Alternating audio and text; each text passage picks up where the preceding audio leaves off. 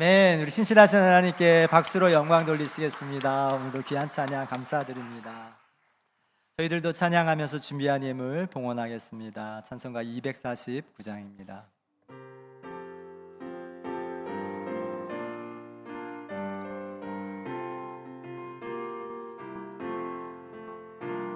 주 사랑하는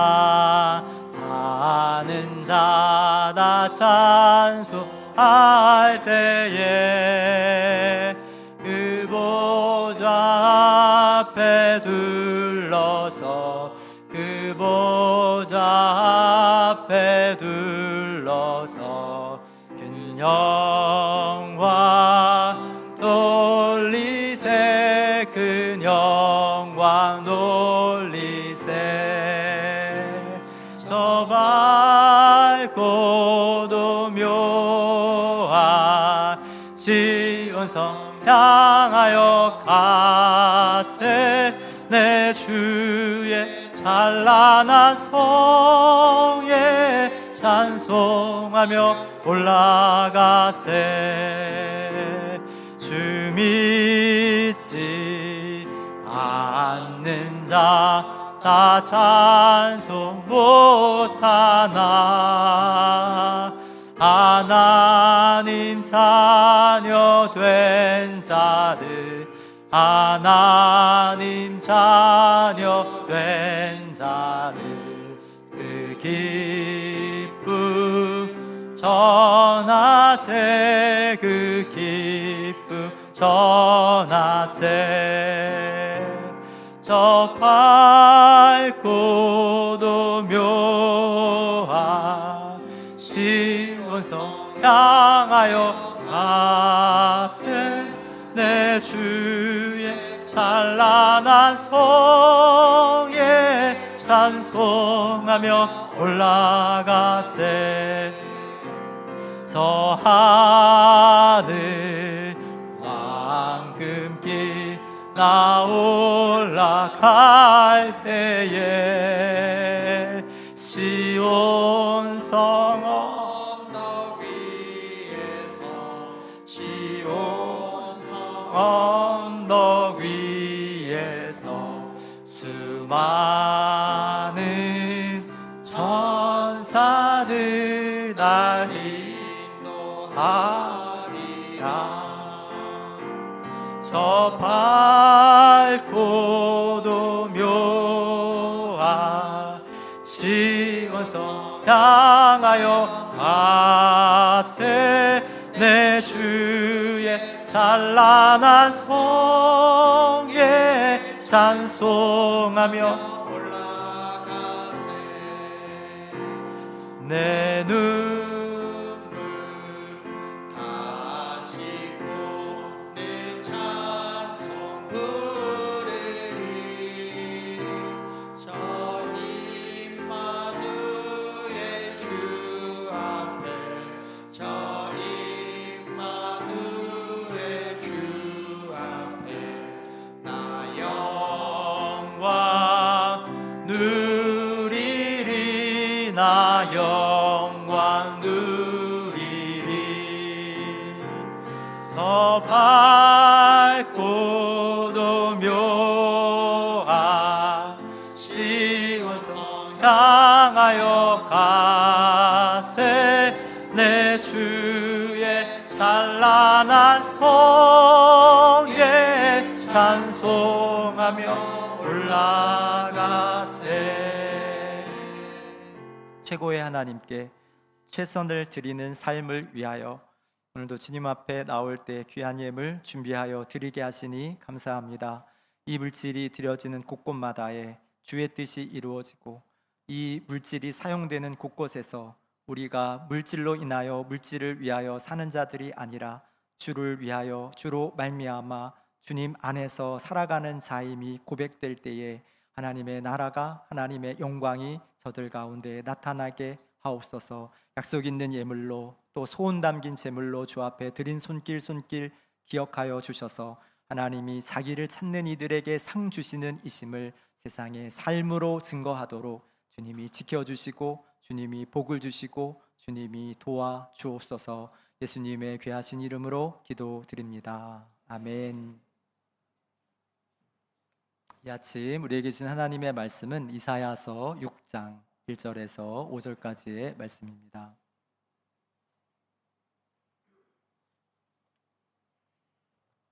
구약성경 제가 가진 성경으로 974면 이사야 6장 1절에서 5절까지의 말씀.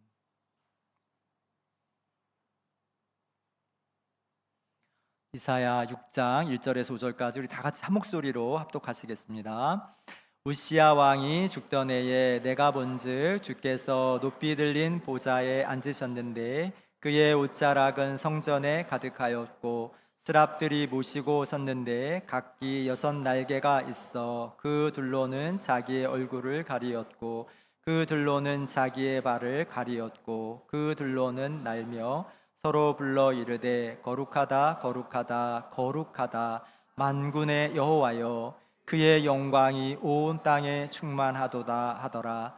이같이 화답하는 자의 소리로 말미암아 문지방의 터가 요동하며 성전의 연기가 충만한지라. 그때 내가 말하되 화로다 나여 망하게 되었도다. 난 입술이 부정한 사람이요 나는 입술이 부정한 백성 중에 거주하면서 만군의 여호와신 왕을 배웠음이로다 하였더라. 아멘. 기도하십니다. 하나님, 오늘도 부족한 종은 십자가 뒤에 감추시고 살아계신 주님께서 이 시간 성령을 통하여 우리 각 사람에게 이 한 주간도 주 안에 아름답게 지어지는 창조의 말씀을 들려 주옵소서. 예수님의 이름으로 기도드립니다. 아멘. 우리 좌우에 있는 분들, 앞뒤에 있는 분들 한 번 더 축복하실 때 당신은 우리 교회에 보내주신 하나님의 선물입니다. 그렇게 한번 인사하시겠습니다. 당신은 우리 교회에 보내주신 하나님의 선물입니다. 네, 오늘 아침에 그 장대 같은 비가 이렇게 내렸는데 저희 교회가 아침에 이제 8시 30분 이렇게 이제 교회 학교가 시작되려면 첫 차가 7시 40분에 이제 아이들이 타야 돼요. 이제 멀리서 사는 친구들은 7시 40분에 교회 차를 타려면 아마 7시에는 이제 아이들이 일어나서 그 차를 타야 됐으리라 이제 그런 생각이 이제 들었어요. 비가 막 장대같이 내리는데 그 비를 뚫고 교회에 나와서 예배해야 할 이유가 뭐가 있을까? 우리들의 자녀들에게 이 비를 뚫고 교회에 가서 예배해야 한다고 하는 것을 어떻게 말해줄 수 있을까? 이제 그런 생각이 이렇게 들었습니다. 이것이 이제 오늘 설교의 이제 주제이기도 한데요. 오늘 예배에 대해서 설교하려고 하는데 그 예배에 대한 설교를 이렇게 준비하면서 이제 영화가 생각났어요. 원래 이제 책으로 되어 있는 것을 영화로 만든 것인데 한번 띄워주실까요, 사진? 네. 여러분 한 번쯤 다 보신 그런 영화일 거라고 생각이 드는데 이제 쿠오바디스라고 하는 이 폴란드 작가가 이제 노벨 문학상을 받은 그런 유명한 소설이고 이제 영화로도 이렇게 잘 알려진 그런 소설입니다. 이 쿠오바디스라고 하는 이제 말의 뜻은 주여 어디로 이제 가십니까? 이제 오늘 설교와 연결되어 있는 그런 질문이죠. 우리 신앙생활이 예수님을 따라가는 것. 그래서 예수님과 함께 예수님이 걸어가신 길을 예수님이 걸어가시고 있는 길을 함께 가는 것이라면 주님이 어디로 가시는지를 아는 것은 우리에게 너무나 중요한 것이다. 그러면 우리가 어떻게 주님이 가시는 길, 오늘도 우리의 인생 가운데 주님이 앞서 가시는 길을 알 수 있을까? 그렇게 생각한다면 그 해답은 예배에 있다고 하는 것입니다. 오늘 본문을 중심으로 그 예배의 의미를 생각해 보려고 합니다. 오늘 1절을 다시 한번 읽어보겠습니다. 같이 읽겠습니다. 시작. 우시야 왕이 죽던 해에 내가 본즉 주께서 높이 들린 보좌에 앉으셨는데 그의 옷자락은 성전에 가득하였고 그렇게 되어 있죠. 오늘 본문은 왕이 죽었다라고 하는 이야기로부터 시작됩니다. 우리가 지난주에 이제 다윗 왕에 대해서 살펴봤는데 이 왕이라고 하는 존재는 그 나라의 그 백성들에게 평화를 가져다 주는 존재이죠. 그러니까 다윗 같은 왕은 전쟁을 잘했기 때문에 나가는 전쟁마다 이스라엘을 침입하는 외적들을 물리칠 수 있었어요. 그래서 다윗의 생전에 이스라엘 백성들은 평화를 누리게 됩니다.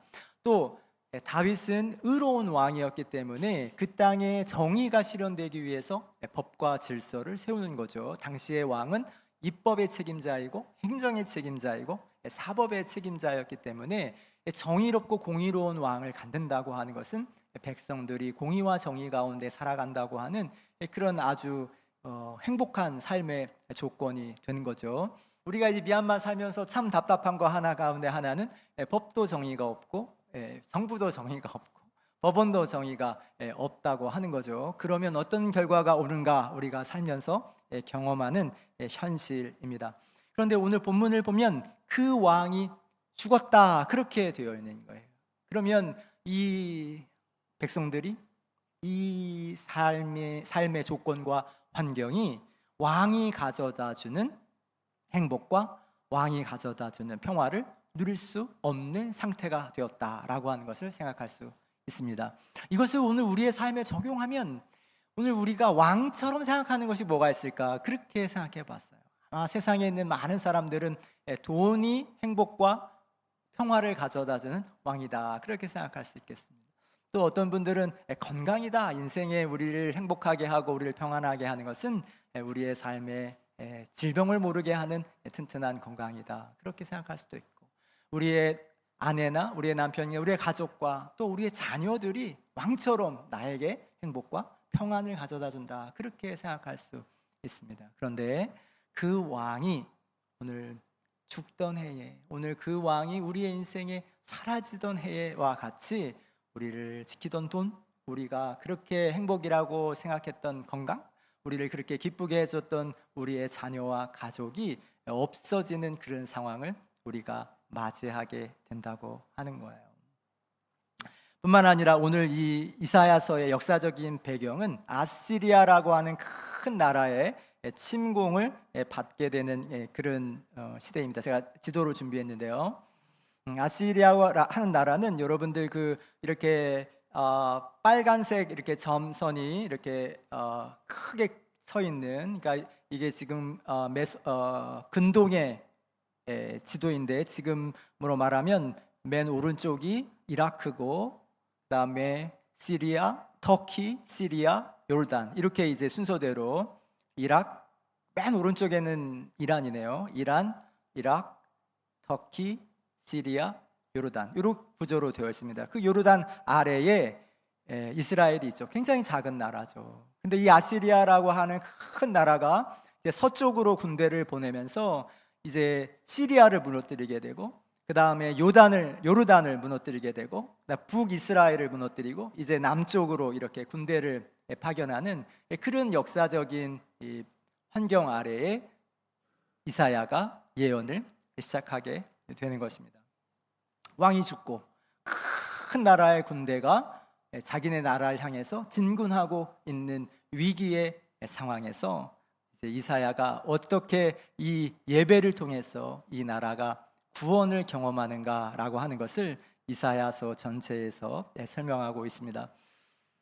저희가 지금 교회학교와 이제 본문을 똑같이 맞춰서 하늘 꿈나무 비전팀 그리고 어른들이 이렇게 설교 말씀을 듣게 되는데, 제가 이번 주부터는 우리 교회방에 매일매일 묵상하는 아이들의 본문을 이렇게 올려드리려고 해요. 본문이 어디인지 이렇게 표시를 해드리면 같이 읽으시고 묵상하시고, 아이들과 묵상한 거 나누고, 우리가 공각 공부 시간에 이제 한 주간 동안에 묵상 어떻게 했는지를 계속 점검하고 있는데, 부모님들도 같이 이제 묵상하시면서 큐티를 잘 하고 있는지, 그 좋은 습관을 어려서부터 중고등학교를 거쳐서 일평생 갖기를 이제 원하는 교육 목표를 갖고 있기 때문에 우리가 이제 그 일을 행하고 있는데, 그래야 이제 설교도 맞추어서 이제 하실 수 있을 것 같아요. 또 다음 주에 하는 설교는 이번 한 주간 동안 묵상한 말씀을 가지고 또 설교하게 되기 때문에 그냥 설교만 이렇게 들으실 뿐만 아니라 매일매일 묵상하는 묵상과 함께 이 말씀도 들으시고 자녀들과 나누실 수도 있도록 이제 그렇게 준비하려고 합니다. 자, 이렇게 이제 아시리아의 공격, 와시리아가 가져다주는 그런 위기 앞에서 이사야가 이제 예언을 시작하게 되는데, 오늘 본문에서 우리가 주목하여 볼 점 가운데 하나는 이사야가 처음으로 예언하기 시작한 하나님께 소명을 받는 이 본문이 6장에 기록되어 있다는 거예요. 그 구약 성경에는 17개의 예언서가 있는데 대부분의 예언서는 1장에 예언자들이 하나님께로부터 소명을 받는 이야기가 기록되어 있습니다. 그런데 특이하게 이사야서는 6장에 비로소 하나님께 소명받는 이야기가 기록되어 있어요. 그렇다면 1장부터 5장까지는 어떤 이야기가 기록되어 있을까요? 제가 짧게 요약해 봤는데요. 이사야서 1장 1절과 3절을 읽어보겠습니다. 여러분 발견하시기 원합니다. 같이 읽어봅시다. 시작. 유다 왕 우시야 왕 요담과 아하스와 히스기야 시대에 아모스의 아들 이사야가 유다와 예루살렘에 관하여 본 계시라. 하늘이여 들으라, 땅이여 귀를 기울이라. 여호와께서 말씀하시기를 내가 자식을 양육하였거늘 그들이 나를 거역하였도다.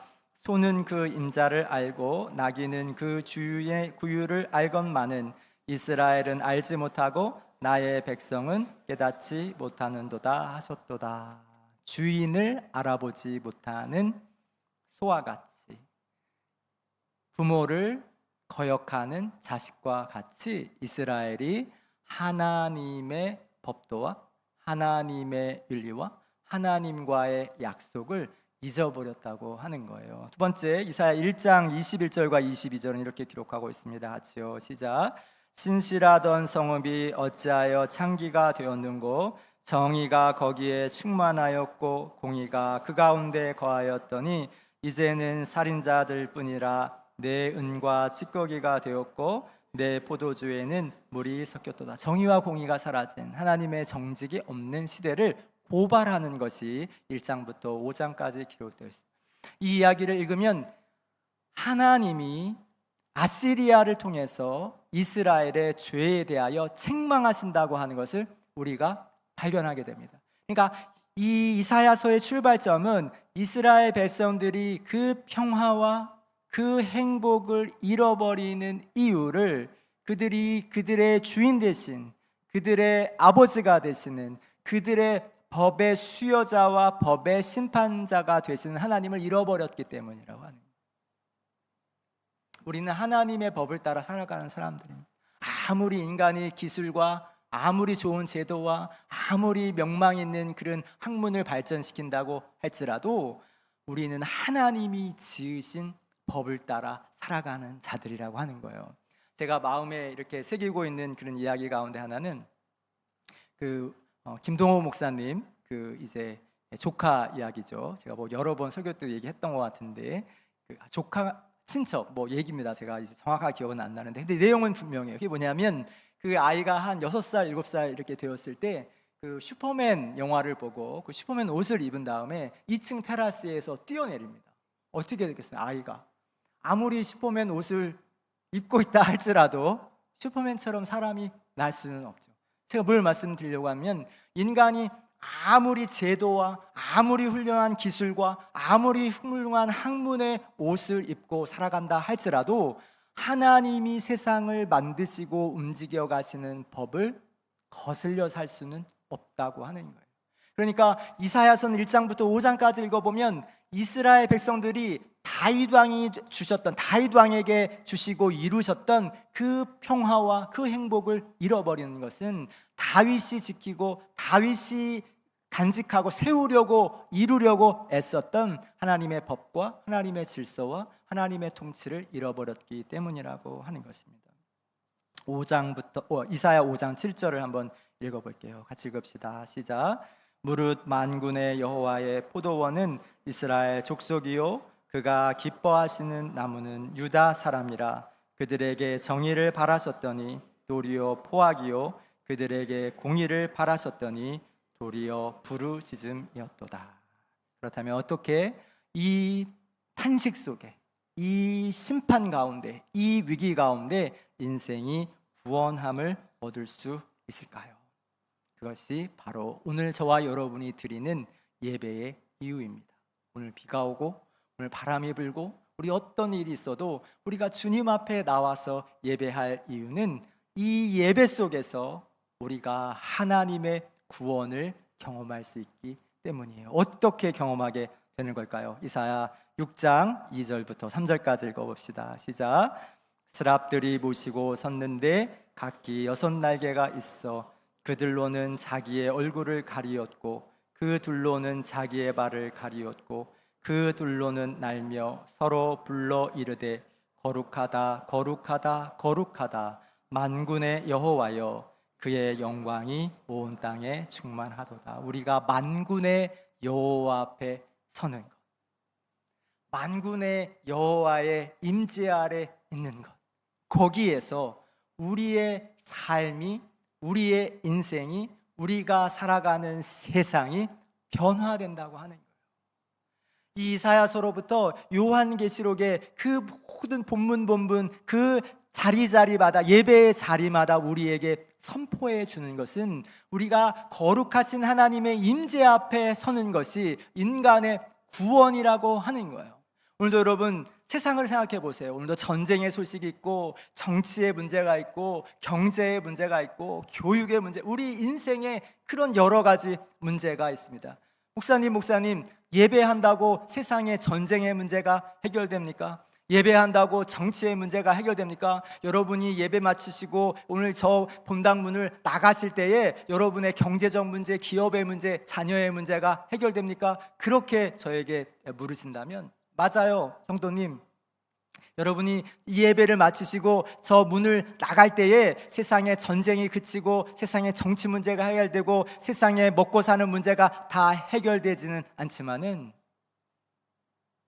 그 문제 안에 살아가는 여러분 한 사람 한 사람이 변화되어 있다고 하는 거예요.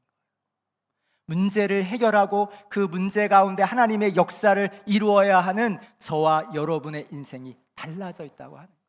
우리가 전능하신 하나님, 만군의 여호와 하나님, 이 만군이라고 하는 하늘 군대를 가지고 계시는 그 하늘 군대를 가지고 세상을 다스리시는 그 하나님 앞에 예배할 때에 그 문제를 헤치고 살아가야 하는 저와 여러분의 인생이 달라져서 변화되어서 이 성전을 떠나게 된다고 하는 것입니다. 어떻게 변화될 수 있습니까? 이사야서 6장 5절입니다. 같이 한번 읽어볼게요. 시작. 그때 내가 말하되 화로다 나여 망하게 되었도다. 나는 입술이 부정한 사람이요 나는 입술이 부정한 백성 중에 거주하면서 만군의 여호와이신 왕을 배웠음이로다 하였도다. 여기 본문에 보면 부정한 사람이 있어요. 이 본문, 이 부정하다라고 하는 그 의미는 오늘날로 바꿔 말하면 부적절하다 이렇게 말할 수 있습니다. 그 구약 성경에 나오는 그 부정에 대한 법들을 쭉 읽어보면은 그 왜 하나님이 이렇게 뭐 먹는 것에서 옷 입는 것에서 생활하는 것에서 부정하다 이렇게 말하는 것은 그것이 적절하지 않다는 의미를 가지고 있습니다. 하나님의 백성으로 살아가는데 적절하지 않다. 하나님의 역사를, 하나님의 사명을 하나님께 드리는 예배를 감당하는데 적절하지 않다라고 하는 것을 알게 하는 거예요. 그러니까 여러분, 우리의 예배의 출발점이 무엇입니까? 제가 여러 번 반복해서 드리는 말씀이지만 우리가 무엇이 부정한지를 발견하는 것이 예배입니다. 그러니까 여러분들이 오늘도 예배드리고 나가실 때에 내가 이것이 부족했었구나, 내가 이게 부적절했었구나, 내가 이게 하나님께 쓰임받기에 좀 모자랐구나 라고 하는 것을 깨닫고 돌이키지 않으면 이 예배는 어떻게 보면 그냥 형식과 종교적인 활동의 하나일 수 있어요. 하나님 앞에, 이것은 거룩하신 하나님 앞에 섰을 때야 비로소 내가 거룩하지 않다는 걸 아네. 정직한 하나님을 만났을 때야 내가 정직하지 않다는 걸 알고, 친절하신 하나님 앞에 설 때, 오늘 찬양한 것처럼 신실하신 하나님 앞에 내가 설 때에 내가 신실하지 않았음을, 내가 친절하게 살지 않았음을 그때에 알고 깨닫게, 하나님을 만나기 전에는 알 수 없다고 하는 거예요. 제가 여러 번 말씀드리는 이야기지만은 여러분, 우리가 여기 미얀마 사람들보다 하얀 사람입니다. 맞죠? 제가 한번 말씀드렸잖아요. 그 언어 공부하는 그 클래스에서 하얗다라고 하는 단어를 이렇게 설명하면서 너의 피부가 하얗다 이렇게 선생님 말씀하시는 거예요. 저는 살면서 지금까지 제가 하얗다고 생각을 한 번도 해본 적이 없어요.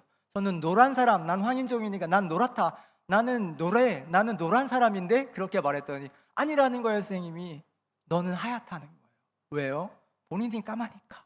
제가 여러분과 나누려고 하는 이야기, 제 핵심이 이것입니다. 하나님 앞에 서기 전까지는 내가 죄인인지 몰라요. 내가 그냥 교양 있고 내가 바르고 내가 그냥 죄 없이 살았다고 그렇게 생각할 수 있습니다.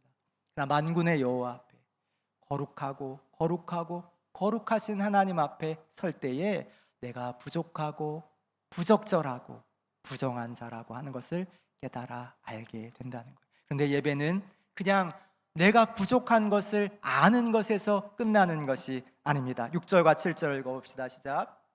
그때에 그 스랍 중에 하나가 부젓가락으로 제단에서 빈 숫을 손에 가지고 내게로 날아와서 그것을 내 입술에 대며 이르되 보라, 이것이 내 입에 닿았으니 내 악이 제하여 졌고 내 죄가 사하여 졌느니라.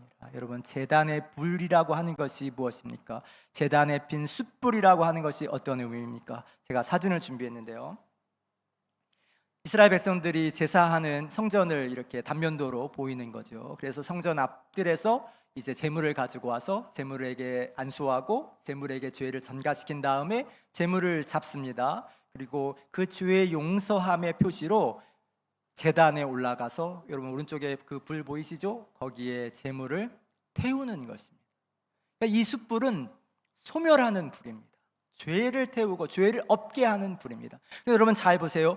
그 소멸하는 불이, 죄를 없게 하는 그 불이 지금 이사야의 입술에 닿을 때에 이사야의 부정함을 씻는 구원, 이사야의 입술의 죄를 깨끗게 하는 속죄, 오늘 이사야에게 새로운 기회를 주는 죄의 용서의 불이 된다고 하는 거예요. 여러분들 십자가를 생각해 보세요. 십자가는 형벌의 도구입니다. 가장 악랄한 죄를 지은 자에게 가장 아픈 형벌을 내리는 틀이 십자가입니다. 그런데 여러분, 그 벌 주고 그 목숨을 빼앗는 형틀이 주님 손에 사로잡혀서 저와 여러분의 심장에 심령에 다가올 때에 저 죄와 저주와 수치의 십자가가 저와 여러분의 속죄와 새로운 구원과 새로운 기회와 새로운 피조물 된 새로운 창조의 도구가 되는 것입니다.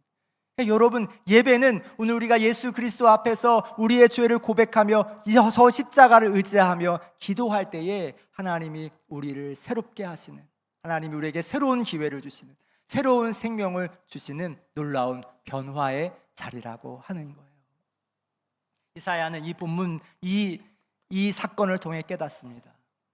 아수르라고 하는 소멸하는 불이, 하나님이 내리시는 심판이 이스라엘을 깨끗게 하는 도구가 될 거라고 하는 거예요.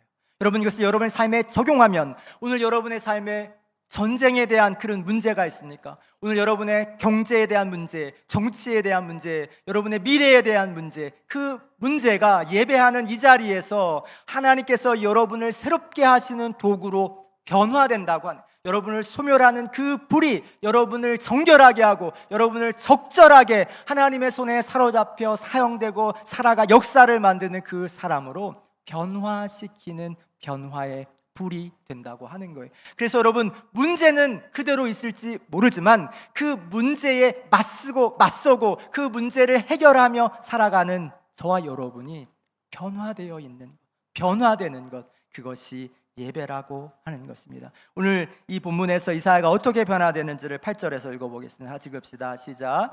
내가 또 주의 목소리를 들으니 주께서 이르시되 내가 누구를 보내며 누가 우리를 위하여 갈고 하시니 그때 내가 이르되 내가 여기 있나이다 나를 보내소서 하였더니. 여러분, 본문 잘 보세요.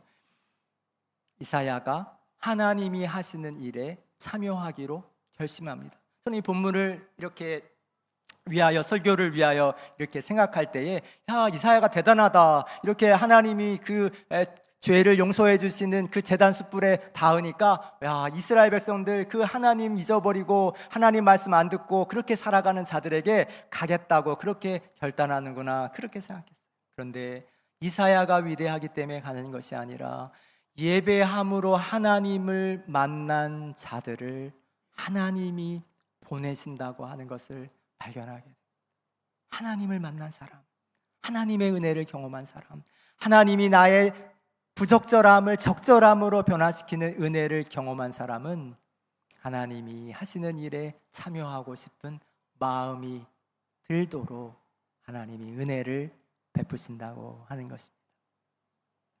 제가 오늘 그 글을 읽다가 발견한 것인데, 존 버그라고 하는 미국의 심리학자가, 여러분 다 한번 들어보신 이야기일 거예요.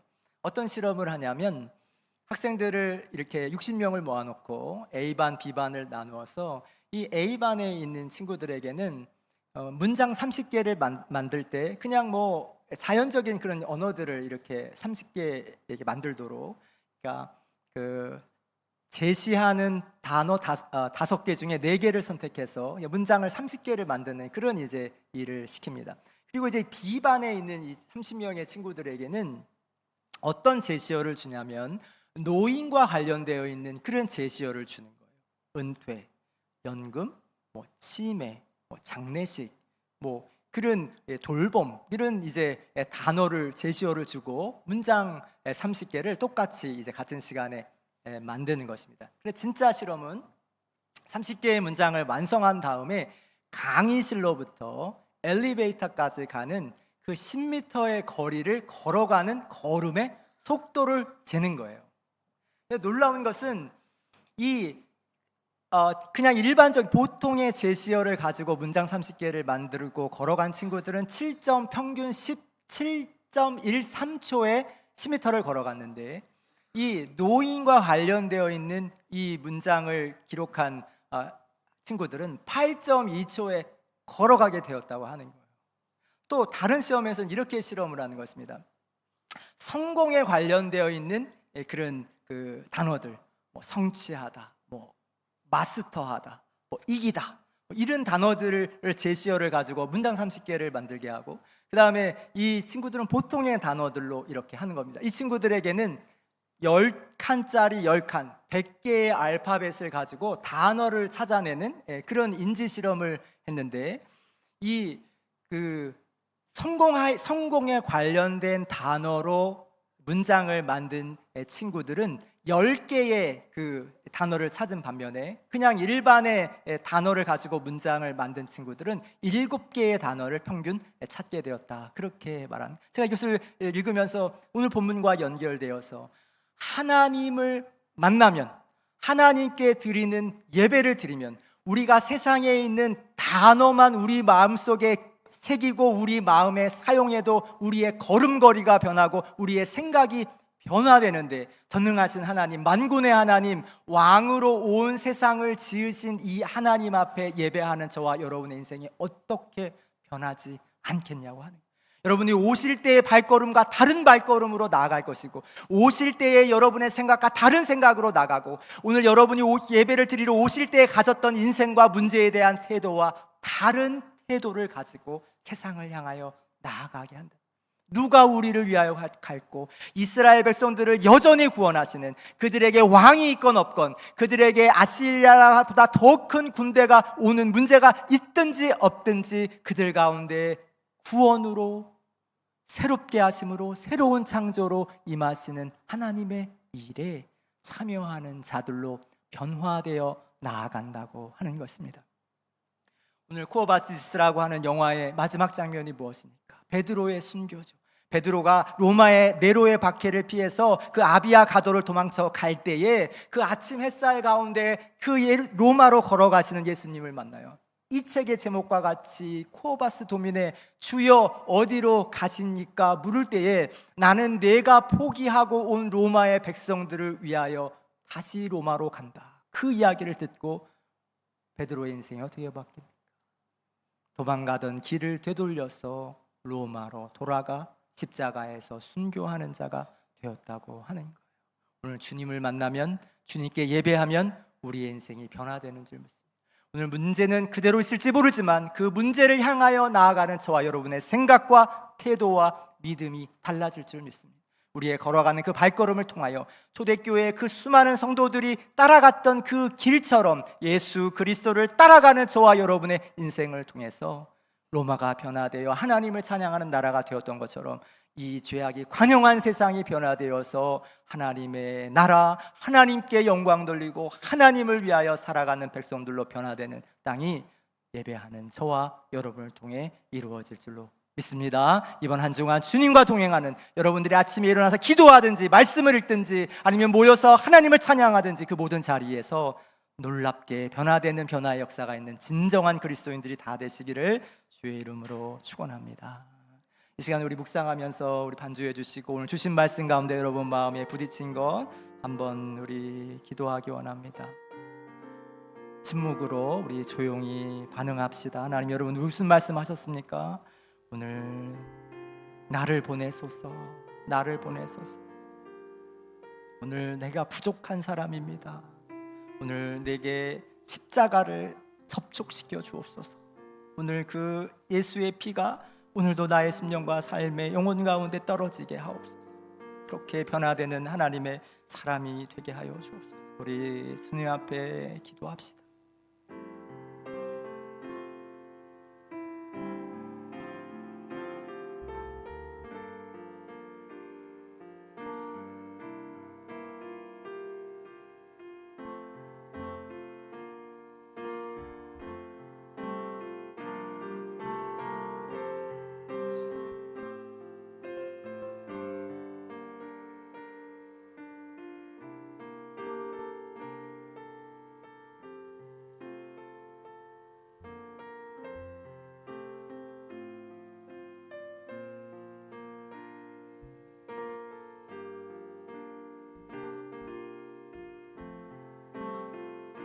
예수님의 이름으로 기도합니다. 우리 함께 드리는 기도가 있습니다. 우리 앞에 자막을 띄워드리시고요. 우리 함께 드리는 기도 드리시겠습니다.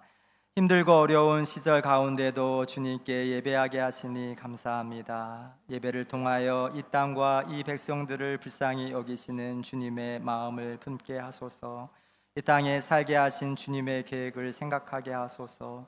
선한 영향력과 사랑과 진리를 이 땅에 흘려보내는 복의 통로로 저희들을 사용하여 주소서. 예수님의 이름으로 기도. 다 일어나셔서 결단 찬양하게 하십니다.